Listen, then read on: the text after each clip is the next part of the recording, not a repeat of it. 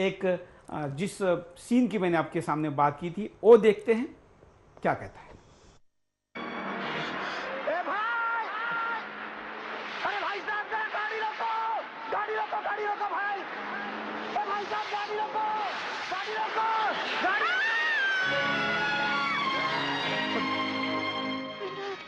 सुधा, सुधा, थोड़ी देर और हिम्मत कर जाओ सुधा। नहीं, अभी कुछ करते हैं, अभी कुछ करते हैं सुधा, अभी कुछ करते हैं। सुधा, सुधा, ए भाई, ए भाई, ओ भाई साहब, गाड़ी रोको भाई, गाड़ी रोको, अस्पताल जाना भाई। अरे साहब, गाड़ी रोको, गाड़ी रोको, अस्पताल पहुंचा दो भाई साहब, अस्पताल पहुंचा दो भाई। ए भाई साहब, हाँ सुधा, थोड़ी देर हिम्मत कर जाओ, मैं कुछ करता हूँ सुधा। ए भाई साहब, अरे गाड़ी रोको भाई, गाड़ी रोको, अरे इधर देखो क्या हो रहा है भाई, अरे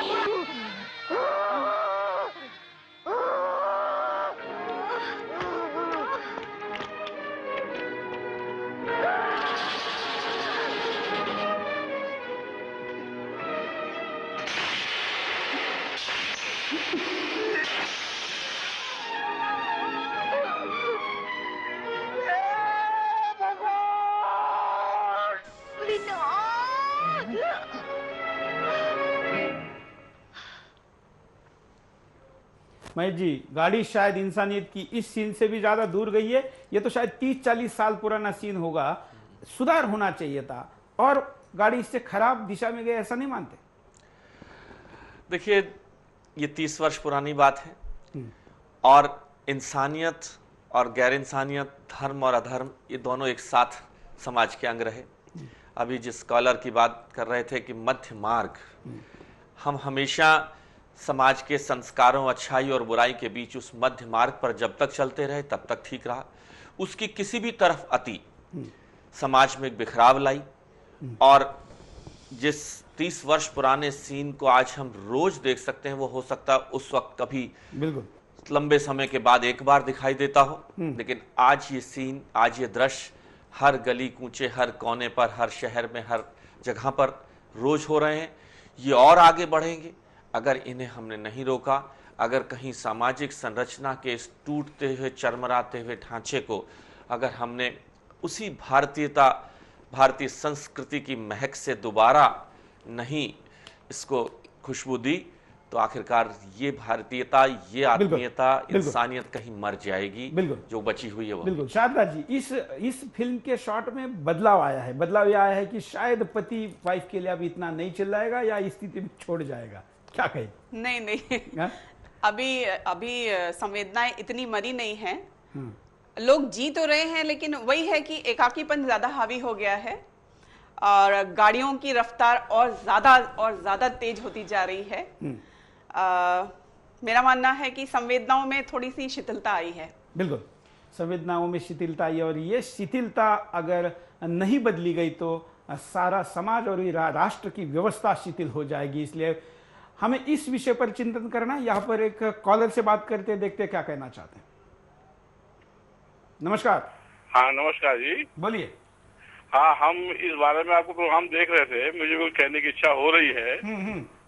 जो समाज के मूल्य गिरते जा रहे हैं, हाँ, मेरा जहाँ तक कहना है, संस्कार विहीन तो हमारे बुजुर्ग होते जा रहे हैं। हाँ, हम संस्कार बच्चों को दे ही नहीं पा रहे हैं। नई पीढ़ी को संस्कार हम नहीं दे पाएंगे तो हम उनसे क्या उम्मीद करेंगे? वो हमको भी परेशान करेंगे, समाज भी परेशान करेंगे। स्वांतः सुखाय का अध्याय बढ़ता जा रहा है, परिजन हिताय का हम लोग भूलते जा रहे हैं। बिल्कुल। तो एक बात जो मैं डॉक्टर साहब की मैं सुन रहा था, वो अच्छा लगा मुझे भी, कि खुद सुधरो तभी समाज में सुधार कर सकते हैं।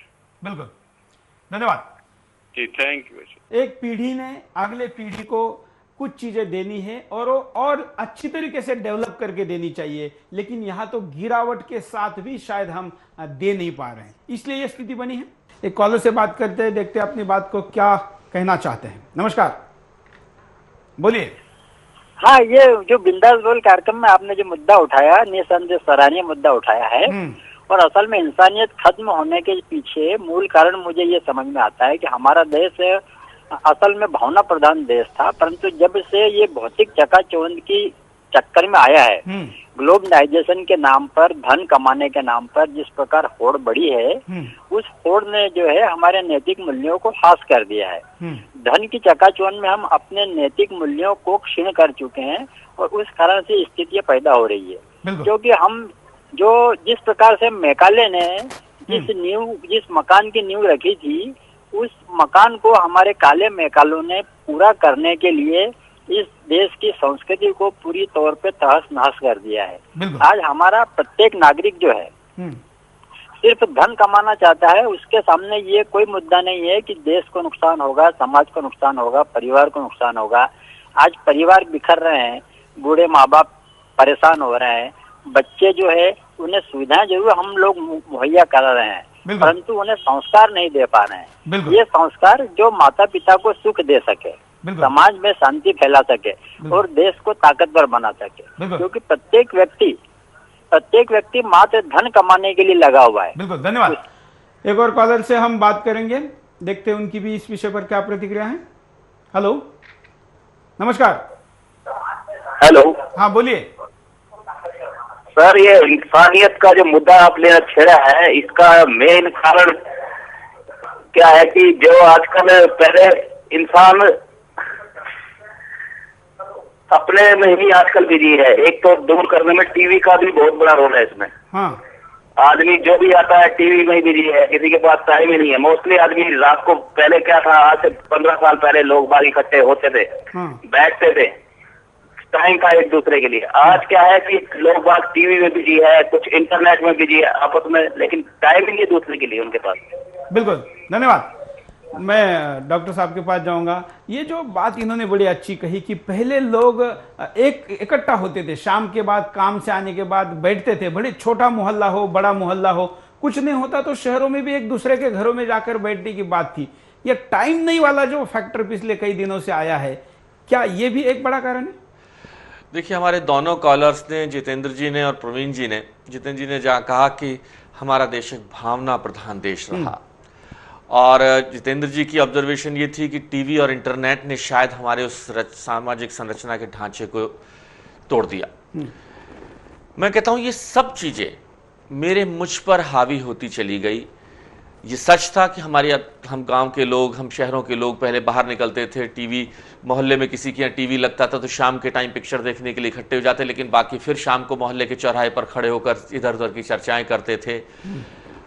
ये टीवी भी बढ़ता जाएगा, इंटरनेट और बढ़ता चला जाएगा, लेकिन अगर मुझे अपने समय को निर्धारित करना है, मेरी भावनाओं में यह है कि मुझे अपने पड़ोसी से, मुझे अपने समाज के लोगों से मिलना है, और ये मेरी भावना मजबूत है, तो कोई टीवी, कोई इंटरनेट, कोई भटकाव मुझे अपने उस रचना के ढांचे से बिगाड़ नहीं सकता।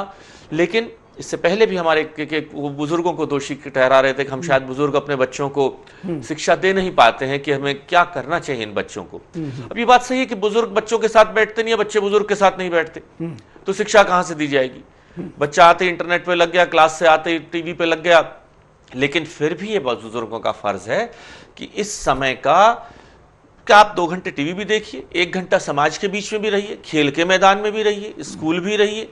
जब हम बच्चों को ये शिक्षा देंगे समाज के, और उसकी शुरुआत हमें खुद को करनी होगी। जब घर का दादा, घर का बाप, घर की माँ अगर जब ये करती हुई नजर आएगी तो बच्चा स्वयं करेगा। अगर कोई बाप हर वक्त इंटरनेट और टीवी पे लगा रहेगा और वो बच्चों को शिक्षा देगा कि आप जरा जाकर समाज के पड़ोसियों से मिलकर आइए, तो ये इफेक्टिव नहीं हो सकता। तो इसमें हमें स्वयं को एक प्रदर्शन करना होगा और अपने ऊपर जो चीजें हावी हो सकती हैं उनसे हमें दूर हटना होगा। बिल्कुल। शारदा जी, आप क्या मानती हैं? देखिए, मेरा मानना भी यही है कि जो समय का समय है वो हमारे हाथ में है। ये हमें निर्धारित करना है कि हमें कौन सा समय कहाँ लगाना है। और उसमें से अच्छा ये मैं बिल्कुल ये नहीं मानती कि हमारे पास समय नहीं है, हर चीज के लिए समय है। तो क्या हमारे पास पड़ोसियों से बात करने के लिए समय नहीं है? बिल्कुल, ये तो हमारे हाथ में है कि हम उनसे मिलना चाहते हैं कि नहीं। बिल्कुल। आप कार्यक्रम में आ रही थी तब आपने बोला कि ट्रैफिक इतनी है कि हमारा ट्रैफिक में ही इतना टाइम चला जाता है, तो क्या हम लिफ्ट के बाहर या सिग्नल पर इतना टाइम देते, इतना टाइम भी अपने आप को या अपने परिवार को नहीं दे सकते? एक कॉलर से बात करते हैं, उनकी भी प्रतिक्रिया लेते हैं इस विषय में, क्या कहना। हेलो। हाँ हाँ बोलिए। हाँ सर, मैं ये बोल रहा हूँ कि शहर में जो फ्लैट कल्चर है, फ्लैट कल्चर की वजह से भी इंसानियत खत्म हो रही है। जी सर। हाँ, मैं बोल रहा हूँ कि सर शहरों में जो इंसानियत खत्म हो रही है उसका एक बड़ा कारण ये भी है कि फ्लैट कल्चर जो है, बिल्कुल, फ्लैट कल्चर के आने से इंसानियत खत्म हो रही है। लोग बाग जो आते हैं काम से, और काम से आने के बाद में अपना घर में घुस जाते हैं, फिर निकलते नहीं, किसी से मिलते नहीं, जुलते नहीं। बिल्कुल, धन्यवाद। तो ये भी एक कारण है सर इंसानियत। धन्यवाद। फ्लैट कल्चर को बात ये आरोप दे रहे हैं। हम यहाँ पर देखेंगे कि परिणाम इन सारे चीजों का क्या हो रहा है और क्या होने वाला है। सबसे बड़ा परिणाम हुआ कि भारतीय संस्कार कम हुए। शहरों की बदलती जीवन शैली ने भारतीय संस्कारों पर गहरी चोट की है, जिससे उनमें कमजोरी आई है। इंसानियत का दायरा सिमटता जा रहा है। ऐसे में इंसान अपनों से छूटता जा रहा है और अकेलेपन का शिकार होकर खुद को ही मिटाने पर तुल गया है। भारत भारत नहीं रहेगा। भारत की पहचान इंसानियत से है। अगर ऐसे ही चलता रहा तो ये भी पश्चिमी देशों के जैसे कम संवेदना का हो जाएगा। मनुष्य संस्कारों से इंसान बना है, लेकिन भोगवादी सोच ने उसे पशु बनाया और अब स्वार्थ ने उस पशु को भी शैतान बना दिया है। ऐसे में अब देश का क्या होगा, ये एक चिंता का विषय है। इंसानियत से शैतानियत की दिशा में संतुलन जाएगा और वह सब कुछ बिगाड़ देगा। परिणाम शायद हमारी सोच से भी ज्यादा भयानक हो और हम यूं ही शैतानियत के शिकार होते जाएं। बिल्कुल, एक कॉलर से और बात करते हैं इस विषय में, उनकी क्या प्रतिक्रिया देखते हैं। नमस्कार। हेलो भाई, ऐसा है ये प्रोग्राम जो चल रहा है आपका, हाँ, क्या शहरों में इंसानियत खत्म हो रही है? ये तो हकीकत है कि आज इंसानियत के नाम पर बहुत बड़े बड़े दुष्परिणाम निकल रहे हैं और कहीं किसी से भी आदमी को किसी के साथ हमदर्दी नहीं, सिर्फ अपना ही अपना देख रहा है। हाँ। और मेरे ख्याल में सबसे ज्यादा जो है आज टीवी के अंदर हम देखते हैं, इतना नंगापन आ गया है कि फैमिली के अंदर टीवी नहीं देख सकते बैठ के। और इसी चीज को, और औरत जब तक पर्दे में थी, पर्दे में रही, तो तब तक हमारे सामने इस तरह के दुष्परिणाम नहीं आए थे। लेकिन आज औरत बाहर है और नंगी है, तो भाई नौजवानों में खलबली मची है और उससे ही तमाम अपराध और तमाम सामाजिक बुराइयां फैल रही हैं। और हमें इसको सोचना पड़ेगा कि इस बुराई को कैसे मिटाएं। बिल्कुल, सोचना पड़ेगा और इसीलिए आज हम यहाँ पर बिंदास बोल कर रहे। धन्यवाद।